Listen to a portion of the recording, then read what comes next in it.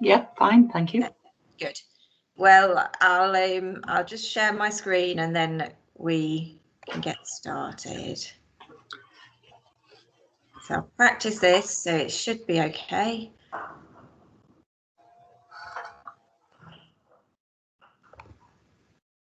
Can you see that shared screen now? Yes. Yeah, good. I've got two screens, so I can still see you on one screen and I can see the other, so that's quite nice. Okay, fine. So we're going to just talk about skin lesions generally today. And I think from what Ruth said, most of the people here today are kind of practice nurses. I've opened the chat on the conversation on the meeting, and obviously you can put your microphones on to speak. So if you want to speak, just put your microphone on, that's fine. Or you can type something in the chat and I'll keep an eye on that as well. Just to introduce myself, I'm a GP and I've been a GP now for 19 years, which feels a bit scary. And that's where I work, Abbey Medical Practice in Lincoln. And I've just been in Lincoln for almost 3 years now. I used to work in York before that. And I've always been interested in dermatology from kind of being a medical student, I suppose. I did a diploma, the Cardiff diploma. Again, it feels a bit scary because it was over 10 years ago now.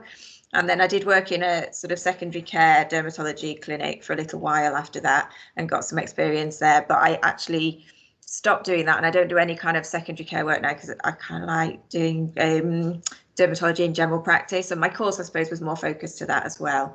I think it's a bit more interesting. So these are the learning outcomes that I've planned for today. How to assess a patient presenting in general practice really with a skin lesion, describing features that suggest whether skin lesion is benign or malignant, and then recognising some common skin lesions that we see. So this is my plan for today. There's 2 sessions. The first one will all be about pigmented skin lesions, and then the second one non-pigmented, and we'll have a little break in the middle. I've put all these slides together in a handout so I can send copies to Ruth after the meeting, and if you want those, you can email those out to you.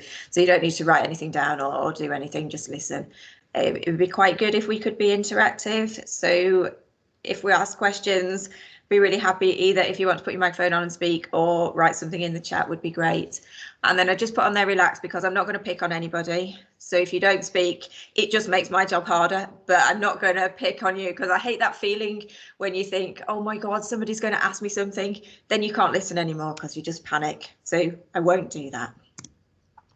So let's start with thinking about how we assess somebody who comes and says, I've got a mole I'm worried about, or I've got a spot on my skin that's growing. Where do we start? So like with everything else, we would start thinking about the history. So this is where you can have a little bit of joining in. What sort of things would you want to ask somebody who came, you know, with either a mole or a spot or something they're concerned about on their skin? Would you ask how long it's been present for? Yeah. And if they've noticed any changes? Yeah, and what sort of changes would you think about that they might have seen? If it's grown or if it's raised or changed in colour, become more painful. Yep.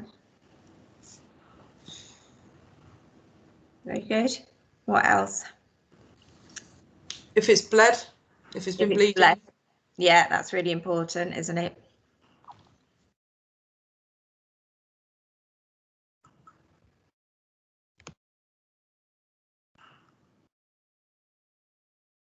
Anything else you'd want to ask them? Have you had similar before? Yeah, and that's really important, isn't it? Have they had something like that before, or anything they've had before really that might be relevant? If we're thinking about things that are caused by the sun, which quite a lot of skin lesions are, they might not have had the same thing before, but they might have had something else that's sun related. Anything else? So I would ask them as well, all the things you've said about how long it's been there, where it is as well, and whether there's just one or whether there are more than one and they've got other things elsewhere. Family history is important as well. So if someone, hi Sarah. So hello. So if we're just talking about taking a history from someone with skin lesions, we've only done a couple of slides already. Okay. Yeah, so where it is, how long they've had it, how it's changed. I think you've mentioned most of those. Itching is another thing that we'd ask about, whether it is itchy or it's sore. And then it kind of details just generally in their past medical history. If they've had things, certain conditions can be linked with other skin lesions or medication that they're taking. People who are immunosuppressed, so on drugs suppressing their immune system, are more prone to some kinds of skin cancers. So I think those are a lot of the things. I mentioned things being sun related, and as we go through, you'll see quite a lot of the skin lesions that we look at are sun related. How would you ask a patient sort of about their sun exposure? Any ideas what sort of things you might say to them? What job they do? Yeah, that's really important, isn't it? What job they do, if they work out of doors. I think that's a really good start. And I suppose hobbies linked in with that as well, what kind of hobbies they have. I find it's quite difficult to ask people about that, and I used to say, have you had a lot of sun in your life? And people link that automatically with sunbathing and will answer, no, I don't sunbathe at all. And you look at them and they're really tanned and you think, well, you kind of look like somebody who does. But they don't link those two things, and I'll say, well, exactly what you say.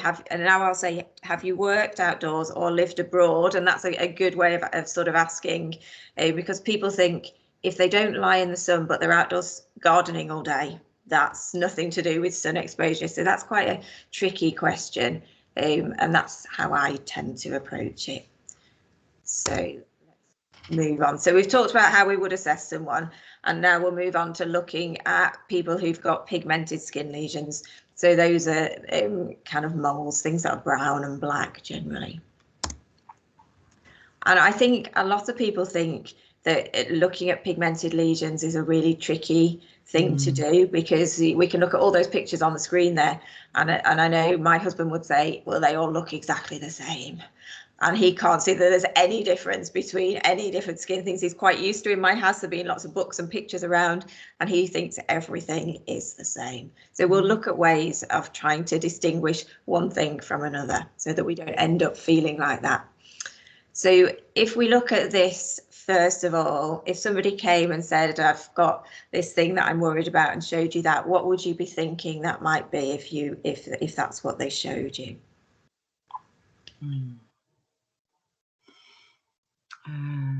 Gosh. Don't know. Something normal. Yeah, I think absolutely something normal, and this is a completely normal mole. So a medical type term for it was benign melanocytic nevus, but normal mole is what I would say. And then if another person, so the next person came with something they were worried about and showed you this one, what would you be thinking when you looked at this one?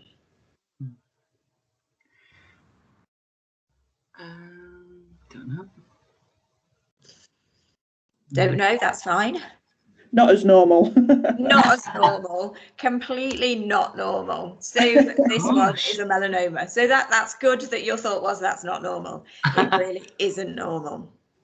So then if we look at these two things, we've got something that's completely normal and something that's right at the other end of the scale. How could we tell the difference between those? What things are different? I know there's no scale on the normal mole, but I'd say it was just 2 or 3 millimeters. So what differences are there that would help us to distinguish one from another? The edges. The edges, yeah. And what about the edges? In the normal one, they are equal and it's nice round, nice shape, nice symmetry. Yeah. And in the second one, the non-normal one, it's all misplaced and. Yeah. Exactly. Anything else? Different colours as well. Yeah. So do you mean one's a different colour to the other, or there's different colours in each one? Yeah, so in the normal mole, it's all kind of the same colour.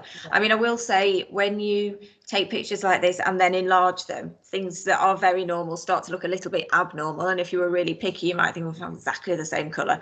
But we're just distorting that because to enlarge it so you can see it on a screen. But the normal mole would all look exactly the same colour. The melanoma, you can see a few different shades of brown in that one. So yeah, absolutely. Any other differences? It's raised in one area and not in the other. Yeah, the melanoma, do you think it's sort of raised on the right hand side? Yeah. It looks like it could be, doesn't it? And that's a difficulty with pictures, but I think you're right, it does look raised. Do you think the normal mole looks raised or flat? Hard to tell, isn't it?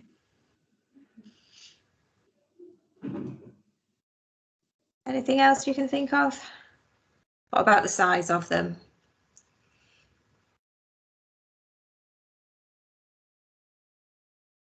Well, there's no scale. Yeah, sorry. Okay, so there's no scale on that, but a normal mole, that normal mole, though, it would be much smaller, sort of just a few millimeters. So I think we've probably talked about a lot of the things there, and these are kind of encompassed. There are some rules for looking at moles. So I've always been taught, and I always have in my head, A, B, C, D. So A standing for exactly what you said, asymmetry. So the normal mole's nice and symmetrical, as you pointed out. The melanoma was completely asymmetrical and just all over the place. The border, which again you mentioned, nice neat border on the normal mole and very irregular on the other. Sarah, you didn't see the slide at the beginning. I said I've put all of these notes and slides on a handout, so you can have all of that afterwards. So you can write something down if you want, but you really don't have to, because what I get, the notes I give you will be all the things that I've said and all the things I've forgotten to say. So everything should be there. All right. And then we talked about the colour. So the mole is all one colour. The melanoma, we see lots of different colours in it. Dimensions, small generally, and moles. And then melanomas or worrying moles, they talk about, they used to, when I learned all this, it used to be if it was over 5 millimeters, that was suspicious. It went to 6, it's now 7. So over 7 millimeters where things are very suspicious. And when I learned all this, we used to have an E on it as well, standing for evolution. So things that have changed. So there'd be a history there that it's grown, it's changed colour, it's changed shape or whatever, or elevation. So exactly what you pointed out, that the melanoma looked elevated. So that's kind of what I have in my head and what I think when I look at a mole. They've now got another sort of set of rules, and this is what NICE have favoured. So this is what you tend to see on skin cancer referral forms, where you score the moles. So it's called the 7-point weighted checklist, and there are 3 major features, which are change in size, an irregular border, irregular pigmentation, which were all things that you'd picked up on, and you scored 2 points for any of those. And then the minor features are a diameter more than 7 millimeters, inflammation, so just looking a bit inflamed or being sort of, when you look at it, oozing, which probably includes bleeding as well, and a change in sensation. So if it's itchy, and you get 1 point for any of those, and you add them up, and if you get 3 points or more, you have a suspicion that it's a melanoma rather than a normal mole. So in a sense, that's quite straightforward, because you just tick off the points and add them up. But I think it's harder to keep in your head. And any method of sort of looking at whether you think something's abnormal is fine. So we'll have a few try and put those rules into practice and see how we do with that. And one problem is that most people don't come with a completely normal mole or with a melanoma. So we've kind of done the each end of the spectrum. People come with those in between things where you're having to look and think and try and work it out. So if you saw a patient who kind of showed you this when they said, I'm a bit worried about this mole, you'd ask some history as well. So by all means, ask some questions while you're thinking about it. What would you think about this one if you had to opt for one or the other? Is this kind of normal and we wouldn't be concerned about it, or abnormal and we'd be thinking we need to refer this on? I would refer it to be on the safe side. Right. Abnormal, yeah. You think it's abnormal? Yeah. And why would you refer it, Sarah? What is it about it that makes you think I want to refer that one? The colour, the edges, you know, it's light around the edges, dark around the edges. Yeah, it's got 2 different colours, hasn't it? It's got that sort of. It looks a bit raised. Yeah, it does look a bit raised. Although it's more regular in shape. Yeah. So do we think on balance not good, and let's refer that one? Yes. Yeah. And I would agree. And this is what's called a dysplastic nevus, which means this isn't actually a melanoma, but this is something that's changed a bit. And the thought is, if you don't remove it at that point, it's going to carry on changing. So you may well find that, you know, in the history that you took from this patient, they said, well, it used to just be kind of light brown and now it's got some darker bits in it. So you would have that history of change as well. Really tricky ones when you see one of these and they say, but it's always looked like that. It's exactly the same, you know, and they can be tricky. They're not always straightforward. And something like a dysplastic nevus, it's not so obviously abnormal as the melanoma that we looked at. But I think you're absolutely right. And that's one thing that would be worth referring on. And then if we look at this one, this maybe would be a patient who said, well, I've always had a kind of mole there, but it seems to have changed, and that's why they're worried about it. And you know, they may have a picture of what it was like before, or describe what it was like before and what's changed about it. But what do you think about this one? Anyone think that looks okay, or should we be referring that one as well? Should refer it. Should refer it. Yeah, I'd prefer that. Yeah. And what bit about it is this one? Would you, it makes you think that needs referring as well? The changes. Yeah, just the fact that the history is that it's changed makes you suspicious right from the start, doesn't it? And then when you look at it, what things are there on there that you would think? It's the colour. There's different colours again. Yeah, there's some pinky red and some brown. The irregularity. As well. Irregularity as well. Yeah. Yeah, so I think everyone agrees that's melanoma, and let's do that. So we should always beware if someone's got a history that their mole has changed, and have a look at them. And I think with the history and then looking at it, that one clearly needs to be referred. And what about this one? So if this person comes and on their back, let's say, you know, you don't see your own back very much. Maybe the husband's just seen this woman's back and said, oh, I don't like the look of these things on your back. You should go to the doctors. And the one we're looking at here, let me just see if I can just get a pointer on there. The black one. Yeah. Let's do that. Yeah, so this one. So we're looking at this one. I mean, there's loads of things to look at on this woman's back, but you know, the husband said, well, there's this black bit, I don't like the look of that. What do you think about that one? Melanoma, I think. You think that's a melanoma? And what makes you think it's a melanoma? The colour, it's very, very black, and it is very irregular. It's starting to look more irregular.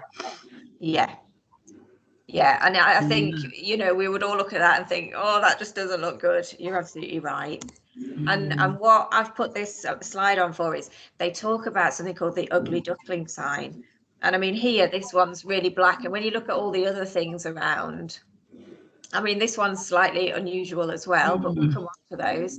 But when you look at all these other things on this woman's back, this one just looks very different. And that's what they refer to as an ugly duckling sign, because people tend to form the same kind of moles. So one person's moles might not look exactly like somebody else's moles, but people's moles on their own body tend to look very similar. And when one stands out and just doesn't look like the others, that's quite a suspicious thing. Because although this one's very dark, it is all one colour. So in itself, it doesn't vary in colour, but it's irregular and it stands out from all the others. So yeah, definitely think suspiciously of that one. And we'll just ignore this one for now, because we'll come to that in a little bit on a better picture. So if we look at this one, are we worried about that one? Oh, yeah. Yeah, you instantly look at that. Yeah. In every way, really. So what are the things on this one that make you think that's... Oh, gosh. It's raised. It's raised, yeah. It's irregular. Yeah. Maybe different colours. It's a bit lighter there than here, isn't it? Yeah. So, yeah, asymmetrical. So pretty much all those ABCs and so on. It's pretty much got them all, hasn't it? And this is a melanoma. The first one we looked at was pretty flat, and those are a common kind of melanoma where they're flat. And I think a lot of the ones that we've had pictures of have been pretty flat. This one's raised, and that's called a nodular melanoma, rather than the flat ones are called superficial spreading melanomas. So just to point out that the melanomas can be really quite raised. But what about this one? And I've said pigmented skin lesions, and this one doesn't look that pigmented. But what would you think about seeing something like this? Probably if it didn't say melanoma or not at the top, you wouldn't be thinking whether it could possibly be a melanoma, because it doesn't look like the things that we've looked at. But what do you think about that one?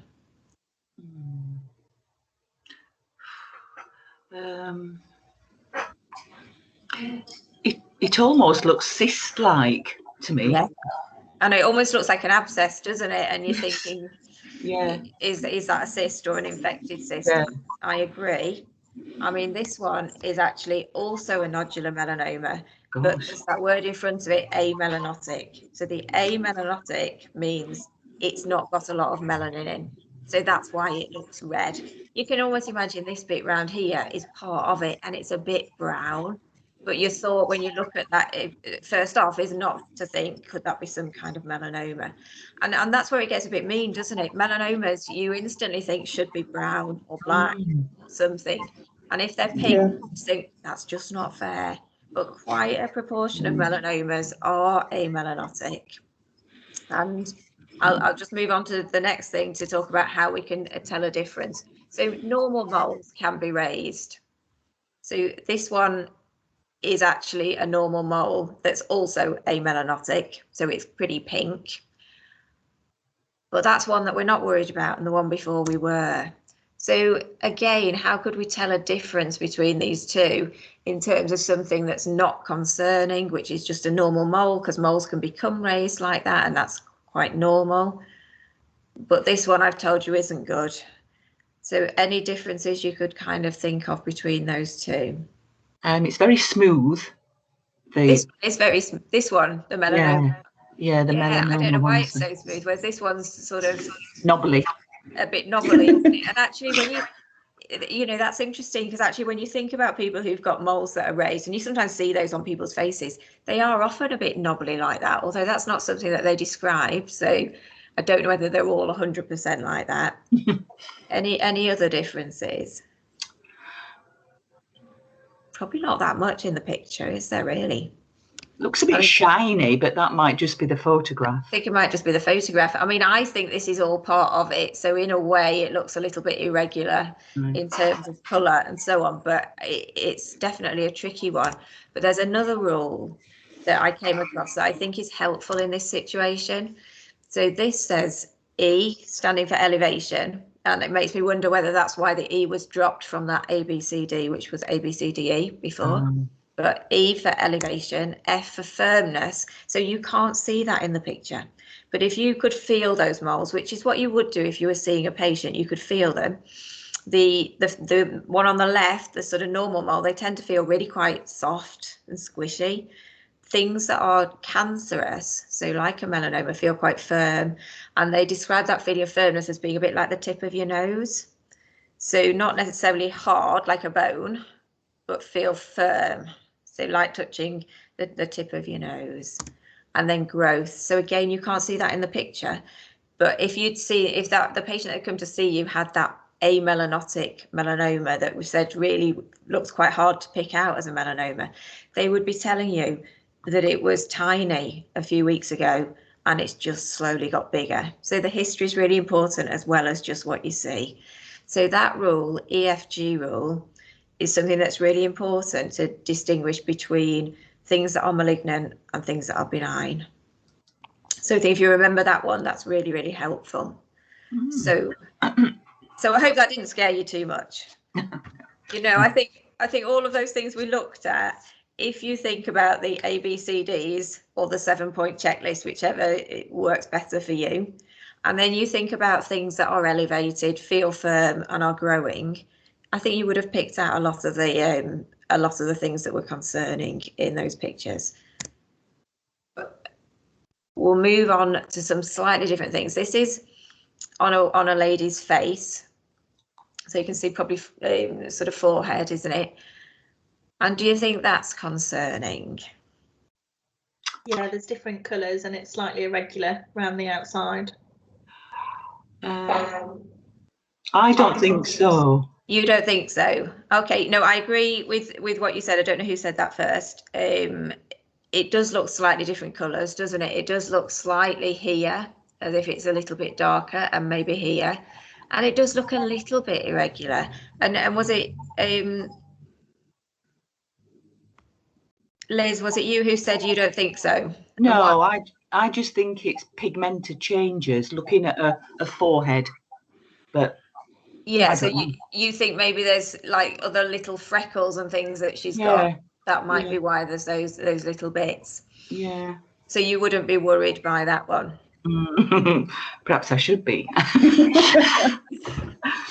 No, I think, you know, that's fine. This is what is called a solar lentigo. So lentigo is a kind of medical term for freckle. So this just means a freckle that's caused by the sun. And if you look at kind of people in their 40s and onwards, lots and lots of people have one or more of these, and they become more common as you get older. And generally a solar lentigo is all the same colour. And I agree with both of you that most of this is the same colour. These tiny little bits, partly might be because we've enlarged the picture so much, and so things can start to look a bit more irregular, or might be because they've got freckles underneath. But, you know, I know this is the solar lentigo because I've taken a picture off a website and it tells me that it is. And solar lentigos are harmless. So I think that you're both right. If you look at it and think, well, that pigment's irregular, I'm a bit worried about this, then I think that's reasonable, because it is. But equally, if you look at it and think, well, maybe that's just a freckle she's always had and it pretty much looks okay, I think that's okay too. Solar lentigos, bizarrely, are thought to have what's called a moth-eaten edge, so they do look a little bit irregular. So it's not unusual to have slight irregularities on the border. So I think either of you are correct. If you were worried about it and thought, I just can't live with the fact that pigment's different in different parts, then refer it by all means. If you think that's normal, well, it is normal, so you wouldn't have done the wrong thing. But what you would always tell people when you're looking at a mole is, well, I think this looks okay, but if it changes in any way, and you can tell them what those changes are that would worry you. So if the colour changes, if it gets bigger, if it looks more irregular, then come back and see me again. We don't only get one go at these things. So, you know, I think, Liz, if you were, you know, thought this is okay, and you say that to the patient, and you say, but if any of these things happen, then it would worry me, so do come back. And because I know it, they say it's a solar lentigo, it's not going to have those changes. So either of you are correct. Does that make sense? Yeah, because, you know, we can't get everything right necessarily first time. Sometimes we do need to say, well, it doesn't look too worrying, but I want you to keep an eye on it and come back, or I want to see it again in 6 or 8 weeks time, and can you take a picture of it today and come and see me and bring that picture with you and we can compare them. So that can be appropriate as well to do when you're seeing people with these kind of things. And then this is a similar one, but on a man's nose. And what do we think about that one? I'd be more suspicious of that one. Yeah, and you're absolutely right to be. And this one is irregular. I mean, I think it even goes out round there, and it's got definite darker bits. The other one was a bit more subtle, wasn't it? Whether the bits were darker or not. This one's got definite darker bits in it. So yeah, I would definitely be more suspicious of that. And that's what we call a lentigo, so a freckle maligna. So it falls into that malignant category. And these are really tricky. And I mean, luckily for us, all we need to do is think, are we worried about this, and refer it on. And if we're not, then obviously just keep it under observation. But yeah, definitely needs a referral. They're tricky because when a dermatologist looks at this, it's a really difficult area to remove from. And so it's harder for them to think, well, are we worried about it? If it's a bit more borderline, it can be quite tricky for them to decide, do I do sort of quite major surgery on this man's nose? My dad had one actually quite like this, and they just kept biopsying little bits of it, and they couldn't decide from any of the biopsies whether it was malignant or not. But they'd taken so many biopsies, it had practically disappeared by the time they biopsied all these bits. So presumably it was okay, because that was quite a few years ago and nothing further's happened. But they can be tricky. But I think, yeah, this is definitely one that you'd be thinking about referring. So I've put on this is common. So this is a common thing that we see. You will undoubtedly have seen lots of these. People get really alarmed by them. Do you have any idea what it is? Or if you don't have any idea what it is, would it concern you that you would think, I don't like the look of this?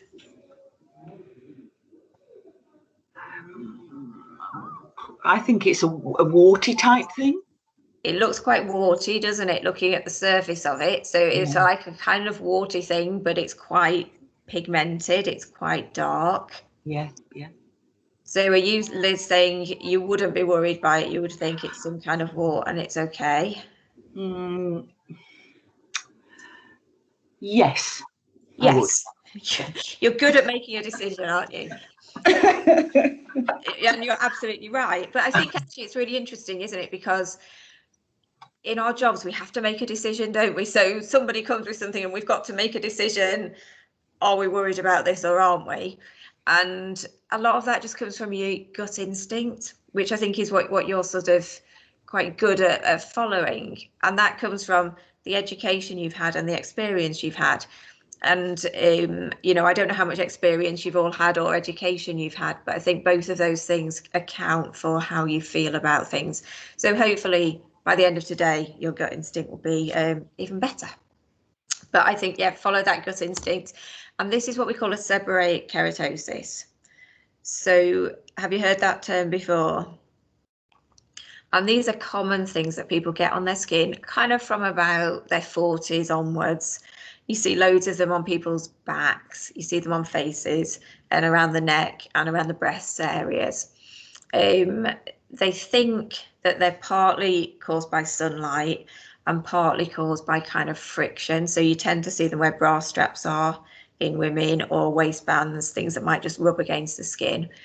And they look slightly raised. They're not always pigmented. Sometimes they can be just skin coloured, or then they can go through all the different shades of brown, really. This is a very dark one. And they look sort of like a raisin that's been squashed against the skin. So that's how I think of them. And they're described as having a stuck on appearance, like someone's just stuck it on the skin. And they, to me, just look like a raisin. So things that look like that tend to be seborrheic keratosis. They obviously they can grow over time, and they can be quite I mean, this is pretty much all the same colour, but they can vary in colour, so you can get quite suspicious of them, and quite a few things that get referred as possible melanomas turn out to be seborrheic keratoses. But if you see one that looks really typical like that, so it really looks like a raisin that's been stuck on the skin, then they're not concerning. And if you're confident about that, then you can reassure somebody that they're quite normal things that you get as you get older. And they do sometimes drop off, or bits of them drop off. And that's almost a reassuring thing, because things like melanomas don't just drop off or lose bits. These do. So it's quite good if you can get comfortable with seeing some of those. And I was saying you've probably seen lots of them, because when we listen to people's chests or things like that, you'll often see them on people's backs. So start looking when you know they've not come with them, they're not worried about them, but you'll start seeing lots of them, and they're quite good to get comfortable with. Any idea what we call this kind of mole? So it's got this kind of white ring around the mole itself. Anyone seen that before or heard of it before? No. That's fine. So we call that a halo nevus, because of that little halo of whiteness around it. And I was always taught these are benign. These are benign. And basically what happens is your body starts to fight off the mole. So it produces some antibodies to fight off the pigment in the mole, and ends up destroying some of the pigment around the mole. And that's why it goes white around the edge. So generally, if you see something like this, and people can be quite alarmed by them because they've suddenly developed this white ring around the mole, generally that's not something to worry about. But you still need to look at the mole in the middle, because your body can develop that because it's actually a melanoma. So the actual fact of having a halo is normally fine and just something that happens, but always remember to look at the mole in the middle and decide whether you're happy with it. I mean, to be honest, I haven't put this on to look at the mole just to tell you that you can get halos. This one does look slightly irregular in the mole itself, but I don't know whether that's just because we've enlarged it and that's distorted things. But just remember, if you see one, to just look at the mole in the middle and see what you think about. And then I've put a little clue on here because I've said it's benign, so we don't need to think, is it malignant or anything? And people will come with these and say they're quite common on legs or arms.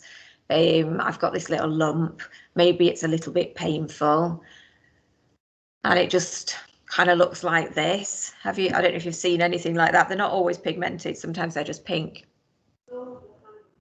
Would that concern you? We get quite a few of these within the surgery, and it's normally like a hair follicle, a bit of a trapped hair follicle. Right, yeah, it does look a little bit like that, doesn't it? Like it's a sort of cyst that's developed around a hair follicle. Any other ideas? Benign skin lesion. Is that a basal one, is it? Think about a basal cell carcinoma. It isn't, but that's something that potentially it could be, and they can be pigmented. We'll talk about those in the next session. But good thought. Any other thoughts?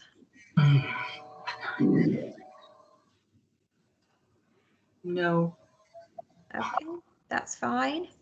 So I'm telling you about these because these are really nice to kind of know about and to pick out. So it's something called a dermatofibroma, which kind of is a long word, but what it means is that there's just some fibrosis in the dermis, so that's beneath the top bit of skin, in the kind of fatty bit underneath. It's become fibrosed, and they feel like, when you sort of touch them, they feel like a little button underneath the skin. And the history generally isn't that they've grown particularly. People might have had them for quite a while. They tend to stay the same size. They sometimes hurt a little bit.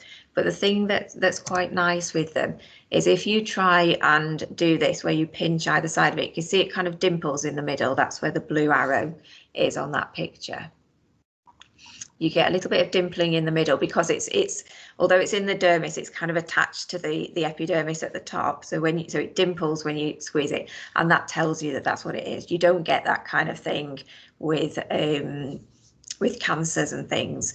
So if it feels like a little button under the skin, and as I say, they're not always pigmented, they're sometimes just sort of pink, and it dimples when you squeeze it, then that's really typical of a dermatofibroma. And they think they might be caused by an insect bite or something originally. So you might get bitten by something, and the skin just fibroses as a result, and you're left with one of these little dermatofibromas. So if you do see one of those, they're quite exciting and quite nice to just diagnose them. So I've just put on there a thank you, because I don't know if you've heard of the Primary Care Dermatology Society. Anyone heard of that? No.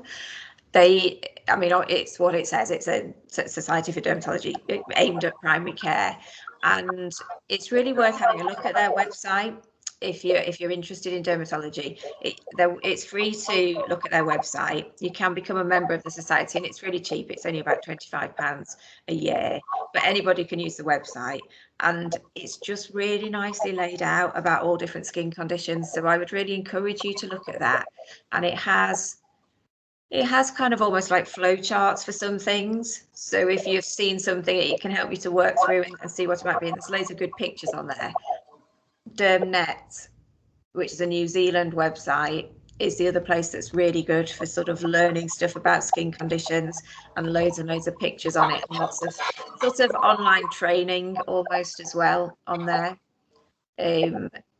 So that's really good as well. So yeah, I would encourage just having a look at both of those if you're interested in dermatology things, or if you've got a patient with something and you don't really know what it is, or if you see somebody who's got a skin condition that you don't really know anything about it, there's a really good places just to look for some information.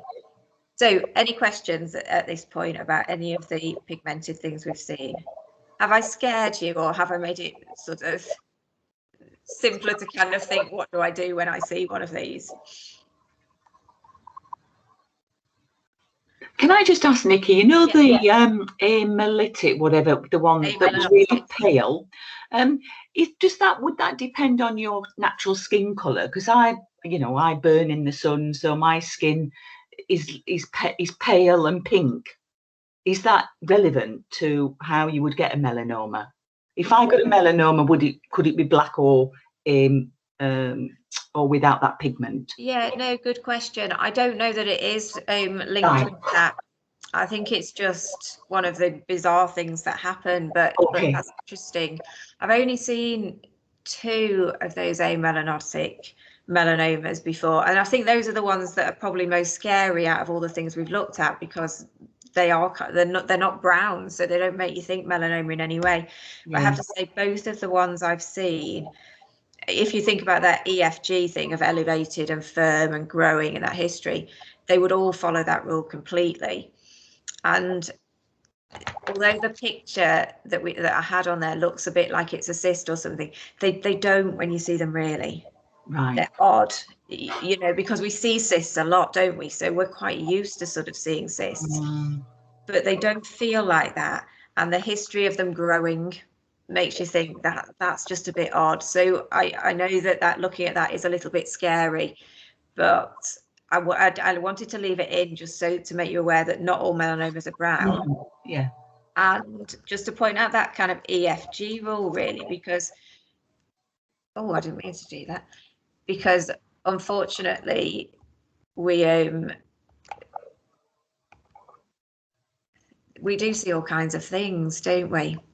And so I thought, no, I'll put that in so that you're aware that you can get melanomas that aren't brown, and just to think about that elevated, firm and growing, because that's really useful for sort of skin cancers. And when you see cysts and things, they just they're not the same. So I think, having seen that, if you did come across something like that, you'd be thinking, and you might not think, oh, that's definitely a melanoma, but you would think that's something odd. Right, thank you. Yeah. Anyone else got any questions? So do you think if somebody came with a mole now, you'd have an idea of how to look at it and make a decision of what you thought? Yeah. Good.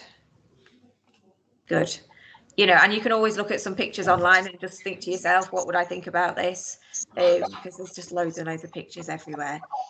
Okay, so shall we have a little break now? If we have a break till kind of 10:30. Yeah. And then we're going to do the non-pigmented skin lesions after our break. Okay, I'm just going to turn my camera off as well, and we'll come back at 10:30 to start the second session. Okay. Thank you.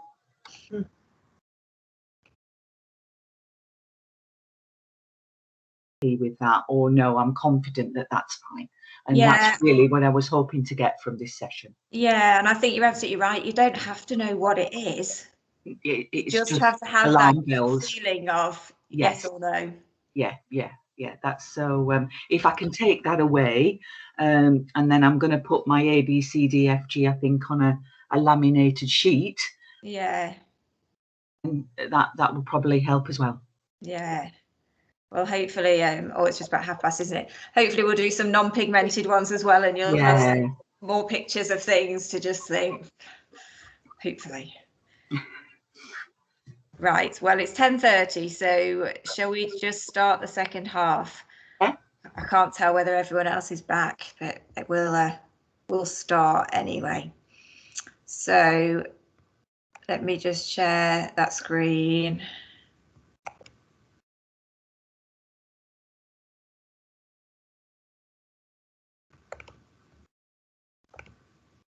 So can you see the shared screen again? And does it say non-pigmented skin lesions now? Yes, I can. Yeah, thank you. Good. And has it moved on to the picture now? Yeah, is it all working okay? Yep. Fine. So I think it's slightly more tricky with the non-pigmented things and the pigmented things in some ways, because there's loads of different things and we don't quite get the same neat little rules like A, B, C, D and so on. But hopefully we'll meet that learning outcome that we put of deciding whether things are benign or malignant, even if you're not quite sure what they are sometimes. So we'll look at some of the skin cancers first and then move on to more simple things afterwards, because I guess the cancers are what we want to be picking out. So somebody mentioned basal cell cancers. It might have been you, Liz, earlier on. And this is the commonest kind of skin cancer now that we see. I think 80% of skin cancers are basal cell carcinomas. They tend to happen as people get older. So if you've got an elderly practice population, you do see these fairly frequently, actually. And yeah, so as I said, 80% of all types. And basal cell carcinomas come in different types. Nodular basal cell carcinomas, or BCCs, are the most common type that we see. There's also superficial ones. I'll show you a picture of that. And then the morphic and the multifocal ones are just bizarre things where you would just hope, if you came across one of these and they're rare, that you would just think something's not quite right here. We're going to look mainly at the nodular ones because those are the most common ones that we see. Happen as people get older. They're sun related. So people that have had a lot of sun, which we talked about at the beginning, are the kinds of people that get these, and they grow really slowly, and these rarely metastasize. So although they're a cancer, they're the kind of cancer where you say to people, I think this is a kind of skin cancer, but it's not the kind of cancer that spreads and kills you. It's just the kind of thing that if we don't treat it, it will keep growing and become more and more of a nuisance. They can metastasize, but it's really rare. So the features that we look at that tell us something might be a BCC, remember we talked about before, the EFG, that rule will apply to all of these. The nodular ones are all elevated. They do feel firm, and there will be a history that they've grown. But what you see specifically is that they are quite shiny. So I don't think it's just the camera here. They do tend to have a sort of shininess to them. They call it shiny or pearly. And then nodules. And what a nodule means is like a sort of spot, a lump that's raised from the skin and that you can get hold of. So generally they're bigger than a centimetre is the definition for being a nodule. So you could actually get hold of that between your thumb and your finger. They have what's called a rolled edge. So it's sort of like it's rolled in like that. And you can see that on that nodule there. And they often have a little crater in the middle. And then they have, it's what's called telangiectasia. So I don't know if you've heard that term before. It's when you can see visible blood vessels. So you can see on here, let me just get that pointer again. So you can see on here these blood vessels, and in BCCs they're described as being like trees. So you can see it's almost like there's a trunk and then there's branches coming off it. So those are all the typical features that you see in a nodular BCC. And then I did mention as well, just to be aware that you can get superficial BCCs. So they're different. They're not raised like the nodular one we've just talked about, but they still have a bit of a rolled edge. So it's almost like the edge has been rolled and folded in a bit. You can almost sort of see that there. And they're still quite pearly or shiny when you look at them. So often if you shine a light almost sideways on them, like a pen torch or an otoscope or something to shine a light on them, you can see that shininess to them. So that's a bit of a blurred picture, but it would look like a pink growing patch on the skin. And when you look closer, you might see that it's quite shiny and it's got that rolled edge to it. So that's what we see with BCCs, and they're the commonest ones, as we say. They don't get referred on a 2-week rule pathway because they don't metastasize. They get referred just as an urgent referral because they can wait a bit longer. Because although they're a cancer, they're not a really scary kind of cancer. And then just a question again, would you be worried about this? So this is someone who's come and that's the side of their nose, and they'd be saying, well, it's just a bit rough and flaky and it never really goes away, and I've tried putting moisturizer on it and it's not gone.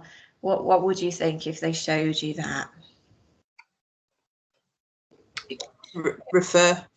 You would refer it. Yeah, looks horrible. Oh, you think it looks horrible? Maybe that's just the picture.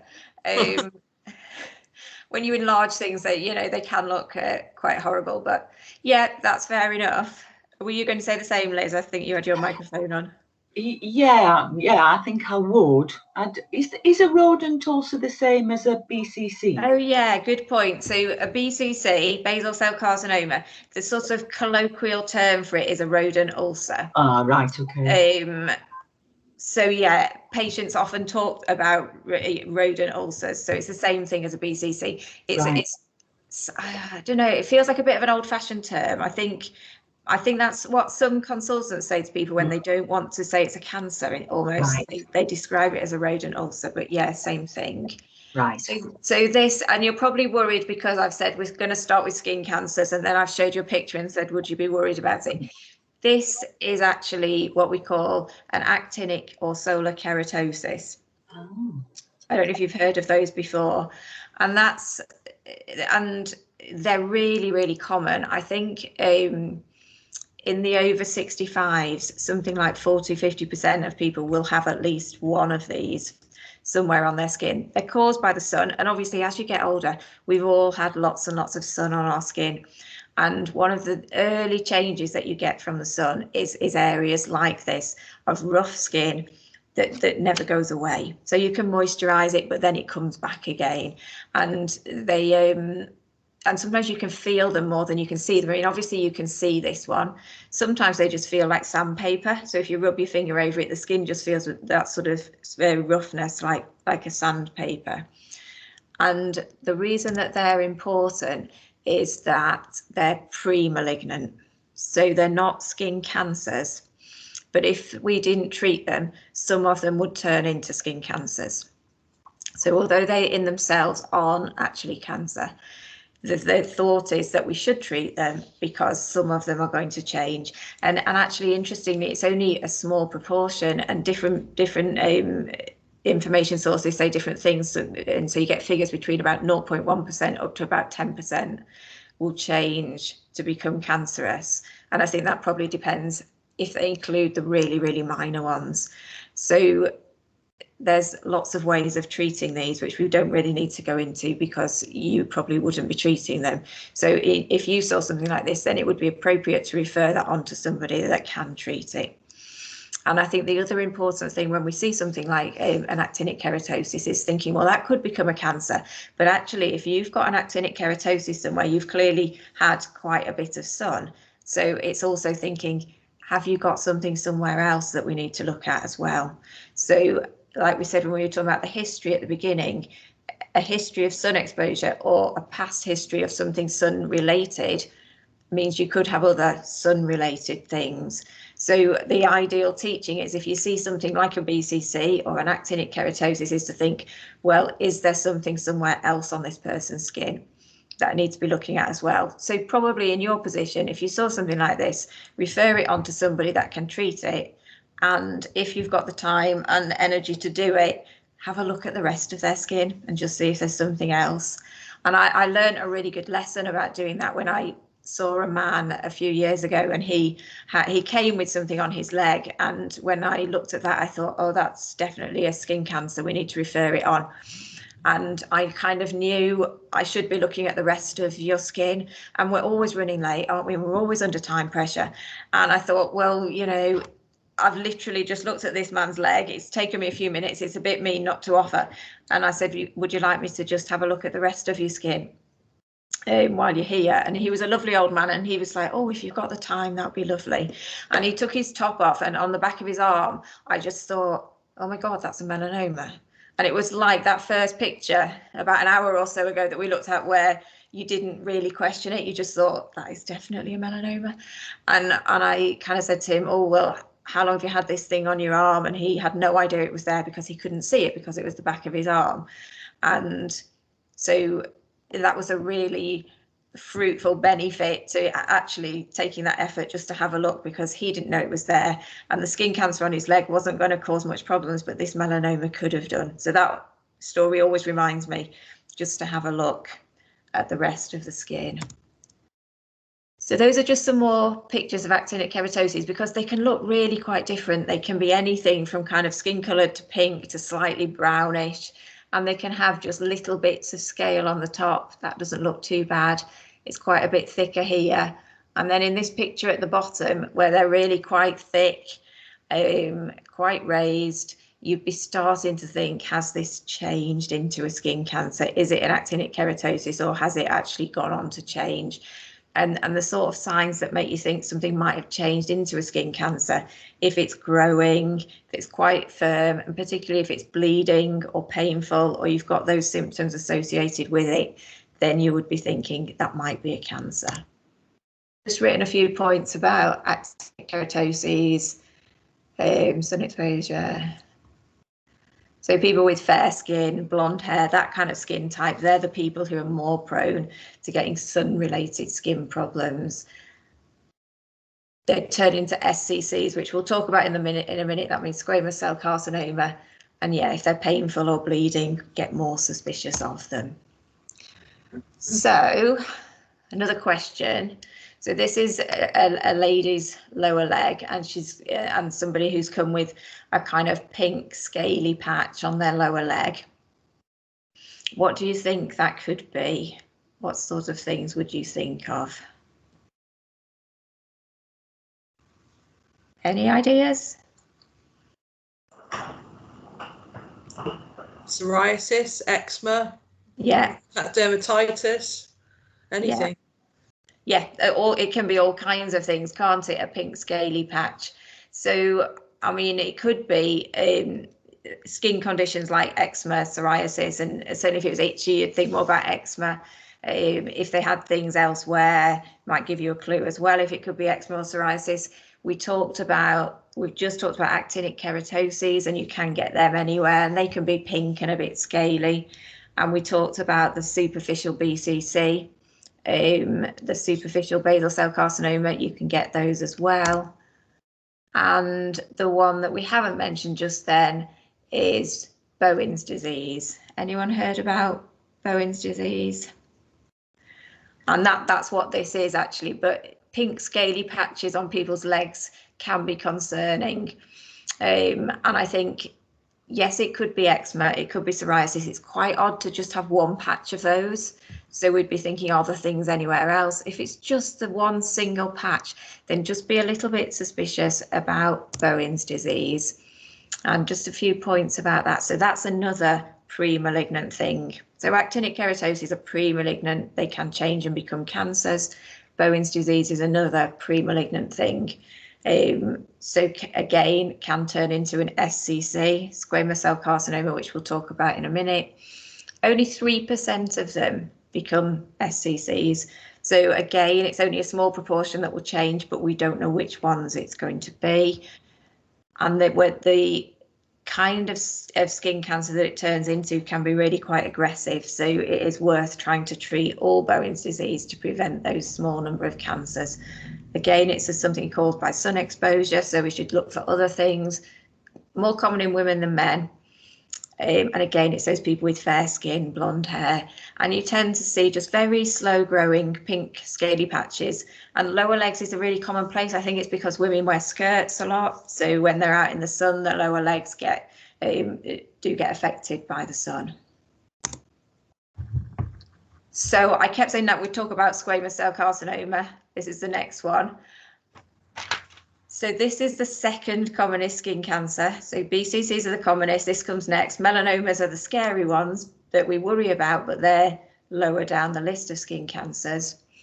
And this is a kind of typical squamous cell carcinoma. What they tend to be like is quite hard to see, I think, on this picture, but they're slightly raised, and this would be a raised up bit, and then they have a little crater in the middle that's often filled with a sort of keratin and a scab. So that probably looks a bit like the actinic keratoses that we've already looked at. And the difference would be that the actinic keratoses are really quite flat on the skin. Squamous cell carcinomas, they've got that elevated and firmness to them. So if you actually felt this, it would be raised up off the surface of the skin with a little crater in the top.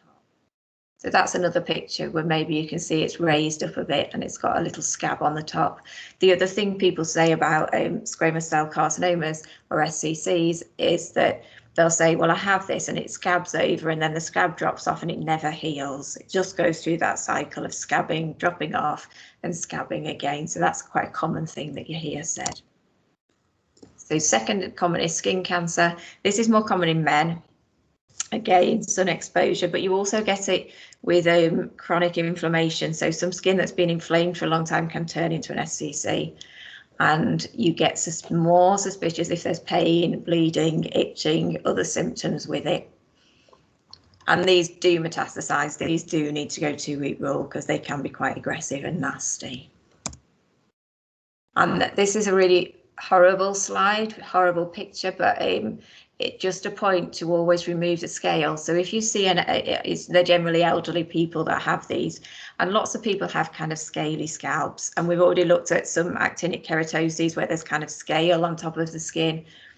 If when you remove the scale, it's all ulcerated underneath, that's suspicious of a skin cancer. So that's something that you would want to get somebody to look at the hospital. I guess in your situation, it's probably not unusual to see people with scaly skin, and if you can take that scale off and just see what's going on underneath, and if it's ulcerated like that and there's loss of the skin surface, you need to get somebody to have a look at that. And also to be aware of is people who've got leg ulcers that are just not healing. And nurses are really good at treating leg ulcers. I'm useless, I have no idea about that, but you kind of know what you're doing. And if you think this is not doing what I think it should be doing, it's just not healing, that also might be a squamous cell carcinoma because they can arise with chronic inflammation. So that leg ulcer that's been there for a long time and is doing nothing should be biopsied really. So that should be referred on as well. So we've looked at a few different skin cancers and things related to skin cancers. If somebody came and said, I want you to look at this spot on my skin, I've not had it that long, it's been growing, I don't like the look of it, would you be worried if they showed you this? Yes. Yes, yes. So a few people saying yes, absolutely, and I would too. And that, any idea what it is? Have you seen anything like that, or what would you think it was if you had to have a guess? It's squamous because there's a crater. Yeah. And a bit in the middle. And it's got the bit in the middle, yeah. And actually, I mean, you can get the crater in the middle. You can get with squamous cell carcinomas. Absolutely, they're the sort of volcano shaped one. So this is slightly different shaped because it kind of goes up rather than going sort of sloping upwards, which is what you tend to see in squamous cell carcinomas, but it's very suspicious of a squamous cell carcinoma, isn't it? You do get craters in the basal cell carcinomas as well, but everything just makes you think this is a cancer, really. It's actually something called a keratoacanthoma, which again is a long name, you don't need to remember it. And they're interesting because when I learned about these a long time ago, the story with them is that they tend to arise in sun damaged skin, but they often follow trauma. So maybe someone scratches their hand on something and these grow, and this is a really typical looking one, very quickly. So over a period of about a month or so, they will have quite a big thing like this from a small scratch. They can grow up to 2 centimeters in diameter. So it can be really quite big. And then if you leave them, they actually then just disappear over about the next 3 months. So when I learned about these, that was what we were taught. Now they say they're very difficult to distinguish between one of these and a squamous cell carcinoma. Even looking under a microscope, they can't be absolutely sure. So all of them get referred 2-week rule now and get removed. Even though they're not strictly a strict keratoacanthoma isn't actually a cancer, but because you really can't tell the difference safely enough, they should all be 2-week rule and removed. And I think you would definitely do that if someone came and said this wasn't even here 2 months ago and now I've got this huge lump on my hand. I don't think you would have any doubts, sort of thinking I need to get that referred and get it removed. And now for something a little bit different. So if the history here was from someone who came, say an older man, and said, I've got this thing on my ear, it's really painful, and you have a look at it and it looks like that, and they say, you know, when I lie on my side in bed it hurts, what do you think it is? Would you be worried by that? Yes. Yeah, you'd be worried, Sarah, you'd be worried, Sean. Yeah. And what worries you about it? The story or the look of it? Both, yeah. Both. Okay, and that's reasonable, because I think I've already said that squamous cell carcinomas, SCCs, can be painful, and it looks like a little lump on the ear. It's got that little scabbed bit in the middle, so it's very reasonable to be frightened about it and think I need to do something. So you're sort of were you thinking kind of SCC? Is that why you thought? Yeah. And this is actually an interesting condition. Have you ever heard of this before? So chondrodermatitis nodularis helicis. That's a great diagnosis to give to somebody, to write down for them. I'm glad you said that. And say that's what you've got. It is great. But you're right to be concerned, because the differential diagnosis would be a squamous cell carcinoma. But the typical thing with this chondrodermatitis is that basically they tend to arise in people who always sleep on one side in bed. So they get pressure on one point in their ear, and the skin just thickens at that point, and they develop a little nodule, and it's really tender. And so if you've got that typical story where someone just says, and it hurts when I lie on it in bed and it's not bleeding, and you think, well, actually, I think this is this chondrodermatitis, then the treatment for it is actually to get them not to lie on it in bed. And you can't really tell people to just sleep on the other side, because it doesn't really work, because we all tend to have our way we like to sleep.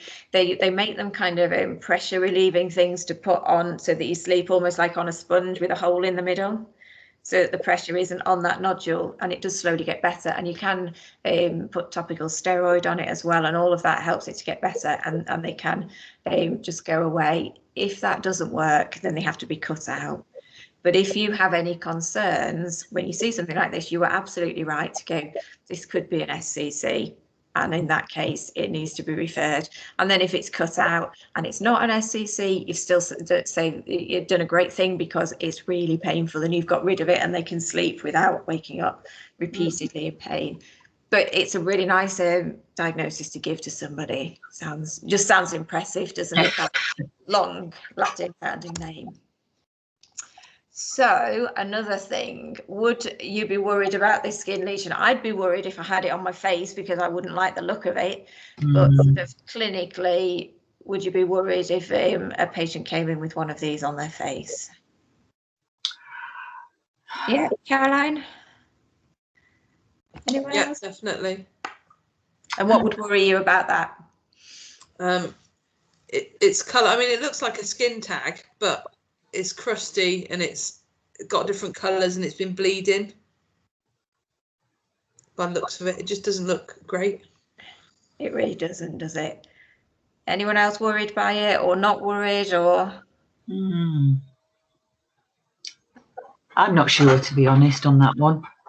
I don't think I've ever seen anything like it. You will do now that we've talked about it, you will, because that's how things go in life, isn't it? Somebody mentions something and then you just keep seeing it everywhere. So yeah, it's certainly not something to just totally dismiss, is it? So you probably got no idea really what it is, but just you would think that doesn't look right. So this would be called a keratin horn or a cutaneous horn. So basically the skin's just produced lots and lots of keratin, and it's grown out as a sort of horn on the skin. So that's one diagnosis, saying this is a keratin horn. But the more important thing is what's caused your skin to do that, because something's happening to your skin to make it grow like that. And you don't know, you haven't seen it before, you probably don't know a lot idea of what would cause it. And you can get it if you've got an actinic keratosis. And when we saw those, they were quite flat and they had bits of keratin on the top. Sometimes they just go crazy and produce lots of keratin and it becomes a horn. Seborrheic keratosis, remember those brown warts that we looked at in the first session, they can become really hyperkeratotic and get all that keratin on top. Viral warts can do that.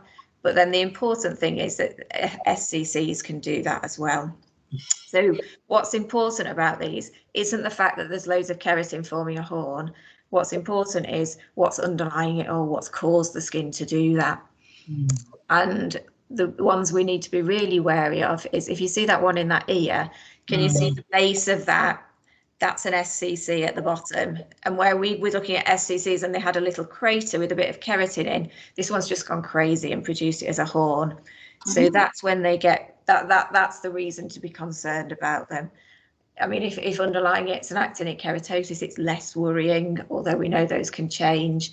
So generally, if you saw something like that, you'd be wanting to get somebody to have a look at it, to ideally remove it and get some histology and see what the base of it is.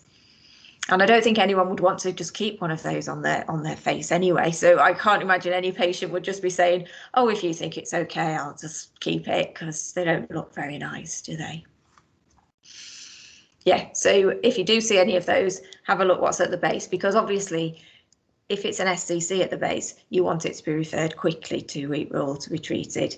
If the base of it doesn't look like anything worrying, you may do it a bit more slowly.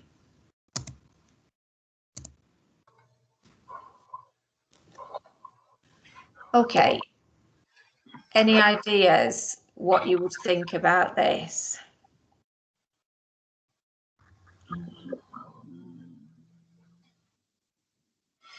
Shall I give you a little bit of history? Say if this is sort of a youngish person, teenager, who has very recently got this on their shoulder, and if they catch it on anything, it bleeds quite a lot. And then it heals over again, but just repeatedly bleeding and quite a lot when it does happen. Any idea what it is, or if you know whether you'd be concerned about it or not, really? I think I'd be concerned just because it's a young person, and the fact that it keeps healing, coming off and then forming again, really. So yeah, that would worry me. What it is, I don't know. No, and would that worry you more with them being young, or? Yeah, I think so. Yeah, not so much if it was someone older. Okay, well this is called a pyogenic granuloma. Oh, right. You don't have to remember all these complicated names. And again, this is something that tends to happen after trauma. So it often happens after you've had a bit of a scratch to the skin somewhere, and then you develop these red lumps. So they're quite vascular. It's sort of a collection of blood vessels, really, and that's why they bleed so easily, and they bleed quite profusely when they do. And they're reasonably common in children and young people, and they're common in pregnancy. So you might see these sometimes in pregnant women. And again, this is something that we didn't used to get massively concerned about. You can cauterize them or cut them out to treat them, but now it's recognized that they could be amelanotic nodular melanomas. Oh. So well, you have to kind of use a bit of common sense, because generally the rule is any of these should be referred to 2-week rule, because we can't say that it's not a melanoma. So particularly with it bleeding and kind of being a lump, it should go 2-week rule. But if it's a kind of young child and they've got one of these, then it would be very unlikely to be a melanoma. But we would probably still refer it to get it treated, because they're a nuisance with their bleeding. But you maybe wouldn't refer it 2-week rule in a young child. And again, in pregnancy, it's tricky, because they do develop in pregnancy, and they generally, if you get them when you're pregnant, they generally sort of get better after delivery. But the feeling now is that they should all be referred 2-week rule. So quite a few things have changed, really. Things that I learned about as benign things over the years have become, I think we've become much more concerned about skin cancers, and it's become much more the norm to go, like the keratin horn, well, it could be a cancer underlying it, or like this, well, it could be a cancer, so you should refer it to it. So if you see one of those, get somebody to have a look at it, refer it on. And then I've put some easier things in at the end, so hopefully you will recognise some of these. What do you think this is? Skin tag? Yes, good. So, yay! well, it's quite nice, isn't it, after looking at lots of things and going, I don't know. It's quite nice to look at a few things and go, yes, it's a skin tag, and I'm not going to scare you with this and say, but don't forget it could be a cancer. You know, it is a skin tag. It's quite a big skin tag, isn't it, that one? Yeah. But, you know, I think that shows one of the points as well that we've been making. We can all think what that would feel like if we touched it, because we've all seen and felt skin tags. And if you think, they're generally quite soft, aren't they? And quite compressible. You know, there's nothing about that would massively concern you. If you think of that and compare it to any of those pictures of cancers and stuff that we've looked at, it just doesn't look like one at all, does it? No, quite happy there. You're quite happy there. Yeah, so what would you do with that? Anything? Nothing? If it wasn't bothering them, no, I'd leave it. Yeah, if it's not bothering them, you know, somebody might come and say, oh, I'm worried about this. I've been reading something in the paper about skin cancers and I'm sure I've got one. And you know, if it looks like that, then I think it's absolutely fine to do nothing. The only reason that we really treat skin tags is if they keep catching on to their clothing or bleeding and just causing a lot of problems. But yeah, that looks fine. And another common thing that you Verrucas? Yeah. Verruca, a wart. So either come across at work or had yourself or someone in the family. So a viral wart, and we see lots of viral warts, don't we? Verrucas, generally nothing to be concerned about. Do you treat them or do nothing? We don't. We recommend over-the-counter stuff, but we don't actually treat them ourselves. Yeah, I think a lot of practices do that now. Some practices still do cryotherapy for difficult warts, but I think most practices have moved on to just people treating them themselves over the counter, and they will just disappear eventually. Eventually, your body will mount an immune response and get rid of them, but you know, people don't like them, they want to get rid of them. So yeah, all the over-the-counter stuff is probably as good as stuff we can prescribe. I think we can prescribe slightly higher percentage salicylic acid than the ones that you buy for those difficult patients, but generally we try to get people to manage it themselves. And the only thing I would say about viral warts is obviously not in terms of verrucas, but we see warts on the hands and all kinds of places, don't we? And I'm sure you know what those look like. If somebody gets a new wart, somebody who's over about the age of 50, they say we should be suspicious. If they've just got one, we should be suspicious of whether that could be an SCC, because SCCs can look quite warty, and warts are common really in children and young people. They're not very common in people sort of over the age of 50, and so just have that little bit of suspicion if it's just one wart and they're in that age group.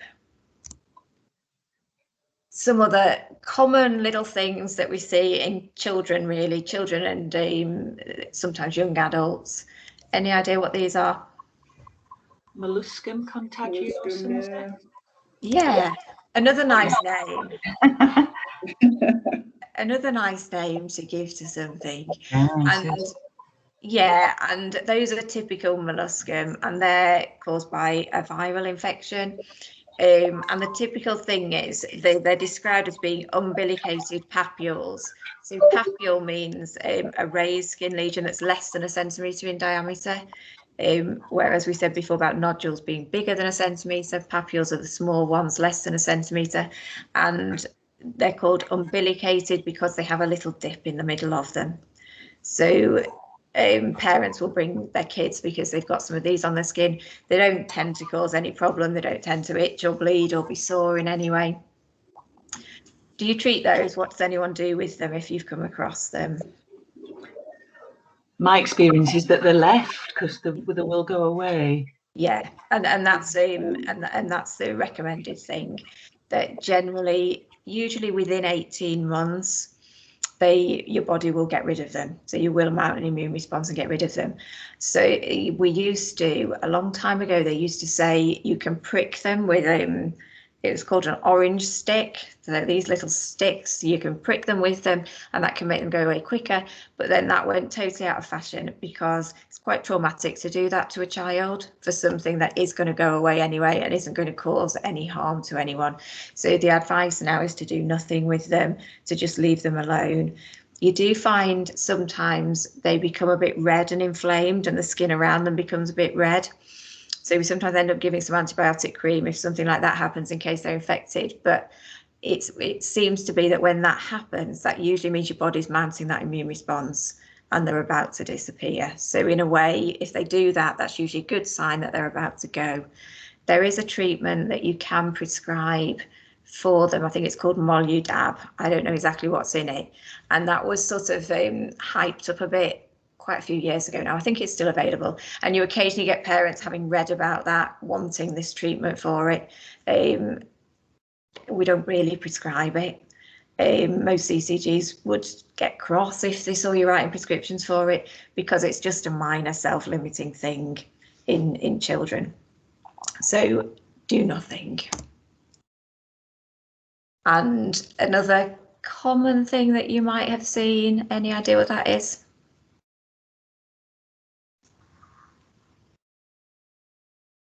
Is that a blackhead?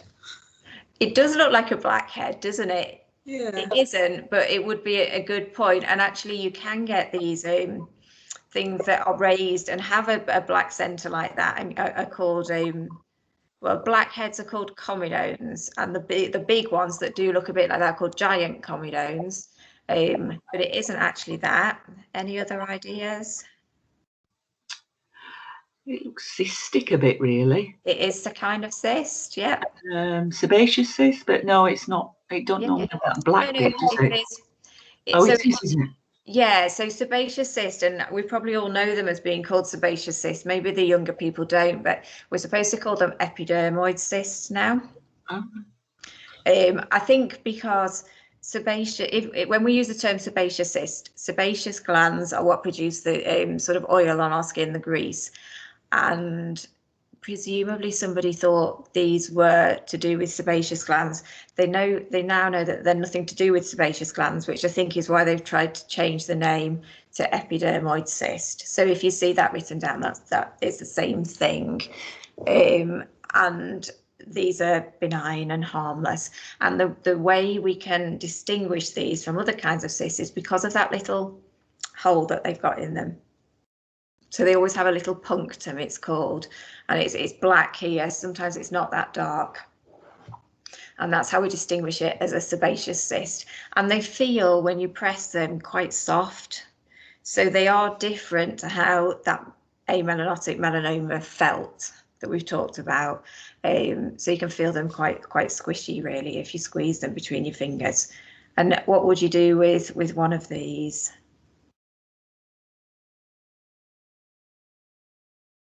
Anything? Nothing? It depends, because they can get infected, so you can have them removed. But that one, if it's not, then probably leave it. Yeah, perfect. So yeah, if it's not causing any problems, but someone's just saying, I don't know what this is, then they can just be reassured that it's a harmless cyst. If they get infected, they become painful, red, a bit bigger maybe than they were. You can have antibiotics for an infected cyst, and then those are the ones that you might want to remove because they're causing problems. And it's quite a simple little operation to get rid of them, and surgeries that do minor surgery, these would be ideal things to just remove in minor surgery. So when I was just putting all these slides together, preparing for this, I got because I am a member of that Primary Care Dermatology Society, you get a magazine, I don't know, 2 or 3 times a year with like dermatology articles in. And there was one really appropriately, because it was literally about 2 weeks ago, that had 20 principles for deciding whether skin lesions were malignant or benign. And I thought, oh, that's a handy thing to just drop through my door at this point. So going through the 20, I picked out the 10 that I thought were kind of relevant to what we've talked about today. So I hoped if we went through those, they would all be things that we've talked about anyway. So the number 1 on this list about cancers feeling firm, and it's that difference when you feel them that you think this feels like a cancer, and it's hard to explain what that means, but if you do see some and sort of start feeling these things, you would get what that feeling is. And then she'd put in this article that some benign lesions crumble off the skin, which is what we mentioned when we talked about that seborrheic keratosis. If bits of something are dropping off, they tend to be benign. That doesn't tend to happen with cancers. It said be wary of elevated lesions, which I think we've looked at quite a few different ones that are elevated and are not good or malignant. And be wary if something's fast growing. So most things when people come and say it's just got a lot bigger in the last few weeks are worrying.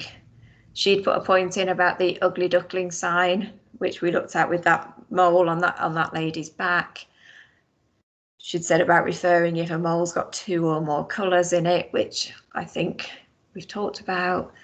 And then be wary of any things in sun exposed areas that don't heal. So that's that story of people saying it gets a bit of a scab on it and the scab drops off, but it never heals up. It just keeps going through that cycle. Consider the family history, and that's because a lot of skin cancers have genetics in them, so particularly melanomas, I think. So if parents have had melanomas removed and somebody's coming with a mole that they're a bit worried about, be quite suspicious in them that might be something to really take seriously. Consider the age of the patient. You don't tend to get skin cancers in children, but as people get older and older, they become much more common. And things like actinic keratosis, those pre-malignant things, if you start looking for them, are really common in older people. What else is on there? And think about their medication. So people who are on immunosuppressant drugs, and we see more and more of those people because they are used more and more, they're more likely to develop skin cancers. So just take a look at the drug history as well. So this is what I put at the beginning for our learning outcomes. Do you think we've kind of covered those? Do you think you'd be a bit more confident assessing patients with their skin lesions and have some idea about picking out malignant ones? And then we've looked at some of the common things that you might see. Yes. Yeah, good, good. So thank you for listening to all that. Thank you for answering my questions and talking to me. Those are the websites again. So any questions about those non-pigmented skin lesions? I don't think so. No, I don't think so. Thank you. So I've just put together, I think there's 10. So it's just a little bit of a quiz. We'll just do it together, just looking at some things. And I guess the important thing really is, would you be worried if this is what somebody came to show you? And then a second one is, what do you think it is, if you have some idea? So hopefully you'll be able to answer some of these, and I'll be able to think you might that you've learned something. So if somebody came, this is on a lady's cheek. If somebody came and said they'd got this thing growing on their cheek, yeah. When you had a look at that, we could do it. You can do hands up on here, can't you? So we could do that if you want. You could. Do you know how to do that? Put your hands up. It's at the top of the screen. I think so. Yes, that's how. So put your hand up if you would be worried about it when they came. Would you think that might be something malignant? no, not malignant. Okay, so most people have got their hand. Well, everybody has actually. So you think that might be malignant? But Liz, did you not think that was malignant? No, because I've now gone down the BCC route. Okay, well, no, that's perfect. BCC is still malignant, but it's a less worrying malignant thing. Yes. So you're absolutely right. So good. Everybody thought, I don't like that. Yes. And you can see the features that we talked about here. You can see that it's got this slight pearliness, shininess to it. it's got a rolled edge here and a little dimple in the middle, and then these telangiectasia, you can see those blood vessels in it. So so you're all absolutely right. Yes, it is something to be worried about. It is something to refer on, and it is malignant. But Liz, you're absolutely right. It's not quite the same level of concern as an SCC or melanoma. So you can put your hands down now, if you can work out how to do that. You probably just again.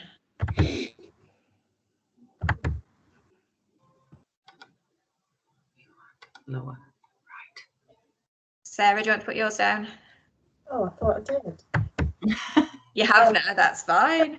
So that was the first one. So this second one, Yes. so hand up if you're worried by this, when someone says, I just want you to have a look at this and tell me if it's okay. Hands up if you're worried. Yeah. Okay, Sarah, you're a bit worried. Yeah. I'm not sure now. So someone who's worried about it, what is it that concerns you about this one? It's the edges, it's raised, different colours. And is that what you thought as well, Liz? Yeah, it was the colour for me. Yeah, definitely. Even though it's regular in shape, more regular. Yeah, but you're worried that the colours were slightly different. Yeah. I mean, I think this is normal, but I don't think your concern is wrong, and I don't think it's ever wrong to be concerned. And I think part of that is because, as I said, when you enlarge pictures of any kind of moles, they always look a bit irregular because nature's kind of like that.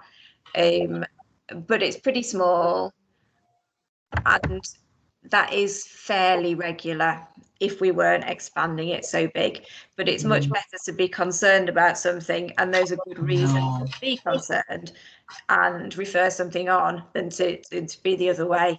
And I think they always say, if everything you referred is actually a skin cancer, then you're probably doing something wrong. You're probably not referring enough, because we should be over referring and a proportion of those being normal, rather than under referring and everything being abnormal. Then we're probably missing things. So I think that's fair enough. But actually that one was okay. Right.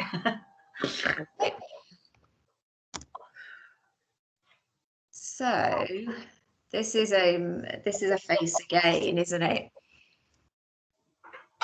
Put your hand up if this would worry you, this sort of appearance on someone's skin.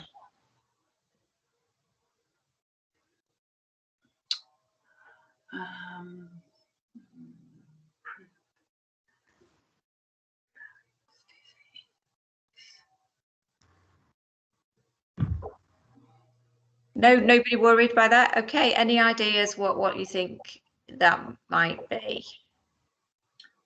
Keratosis, is it? Yeah, so actinic keratosis.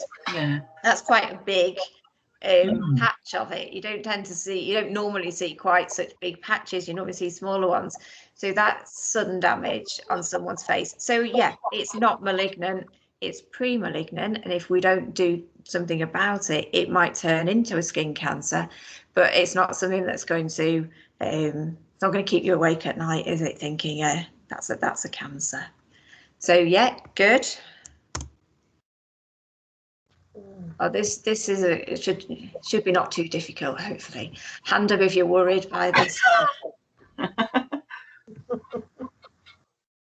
Yeah, my hand is up. Yeah.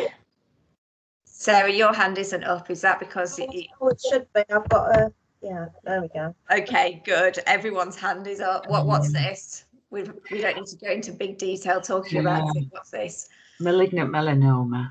Yes. I think you can all see straight off what it is that would. This is what the melanoma looked like on that man's arm that I was telling you about. When he took his shirt off, and I just thought that that's the most melanoma looking thing I've ever seen in real life. And I'm sure if somebody showed you that, you wouldn't hesitate to think that you did a thing. Okay, put your hands down again.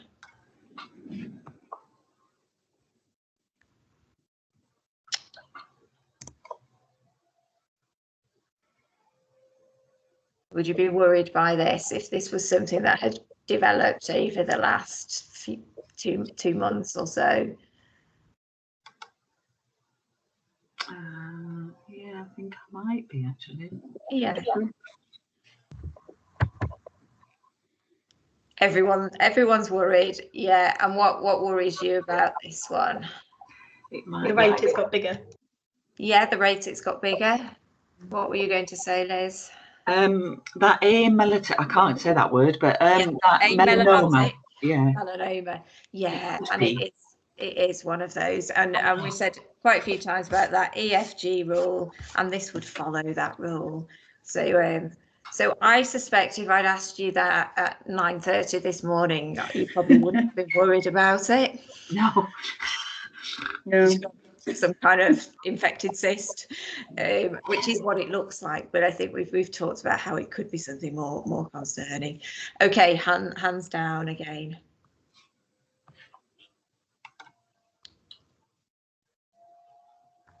Oops, no, lower. There we go. Oh no. Anyone worried by these? No. What are these? Tags, skin tags. Skin tags. Nice, normal, not concerning skin tags. Okay, and then we're looking at this bit here. I mean, I think there's other stuff going on this person's forehead, but looking at this one here, would you be worried by this? No. Keep an eye on it. Yeah, I think that's a good point, isn't it? It's slightly shade on the picture, isn't there? And it's quite hard to tell on that picture what the pigment's like, but it's nice and regular around the edge. And yeah, I think that's a solar lentigo, but you would always want to tell the person what to look out for and when to come back. You know, I was just thinking when I said, would you be worried about this? I did a quiz once with this group of doctors, and they did it on a handout sheet and they did it on paper. And the question said, you know, would you be worried about these things, the same as we've been doing here? And there was one person in the room and he just put no for all of them. And I was like, why? And I said, oh, you know, are you not worried? And he went, I don't worry about anything. I don't ever get worried. And I was like, that's kind of not what I'm asking you. I'm asking you whether these. None of you have done that. So would you be worried by these if somebody came and showed you this finger or thumb, whichever we're looking at? No. And why are you not worried about this? What do you think these are? Warts. Yeah. Viral warts. Yeah, so simple viral warts. And this is someone who's got several of them.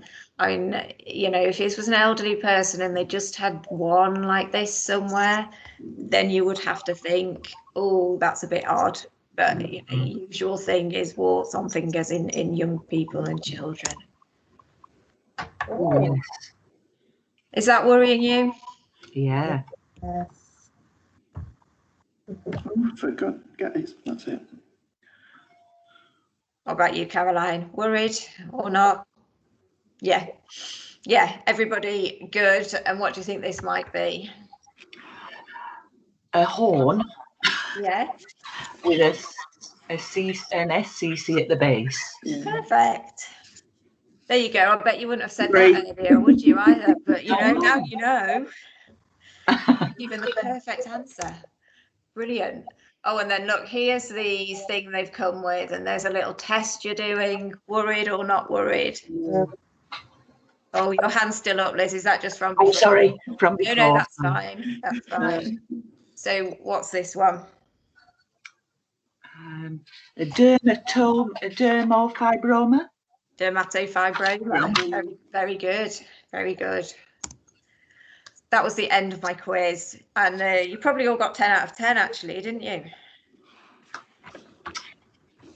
So good.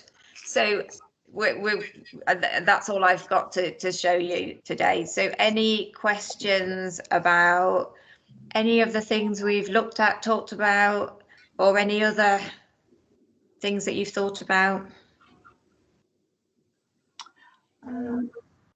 Don't think so. I think it's covered it. You've covered it for me, Nikki. Thank you. Good, good. Yeah, I mean, you know, in terms of any feedback, because like you're all practice nurses and I'm obviously not a nurse, so if it was the right level, that's good. Yeah, definitely. Yeah, you know, and if it covered the right things, I just covered what I hoped would be useful. So I hope that's been useful, and you might feel a bit more confident when somebody comes and shows you something. Yes. Yeah, absolutely. Yeah, thank you very much. Good.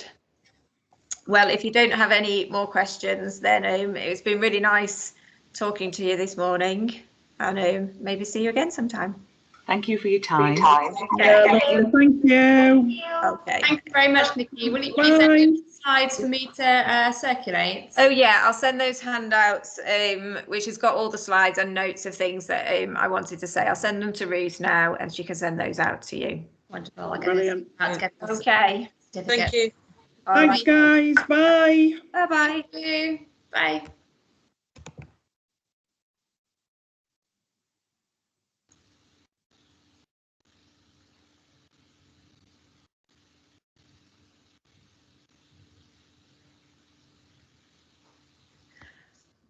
Oh, still.